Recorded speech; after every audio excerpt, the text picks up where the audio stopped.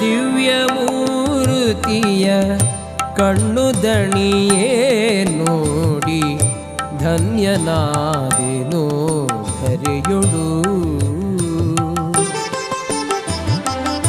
ನಿನ್ನ ದಿವ್ಯ ಮೂರುತಿಯ ಕಣ್ಣು ದಣಿಯೇ ನೋಡಿ ಧನ್ಯನಾದೆನೋ ಧರೆಯೊಳು. ಇನ್ನು ಈ ಭವ ಭಯಕ್ಕೆ ಅಂಜಲೆ ತಕೋ ನಾನು. ಇನ್ನು ಈ ಭವ ಭಯಕ್ಕೆ ಅಂಜಲೆ ತಕೋ ನಾನು. ಚೆನ್ನ ಸಿರಿ ವೆಂಕಟೇಶ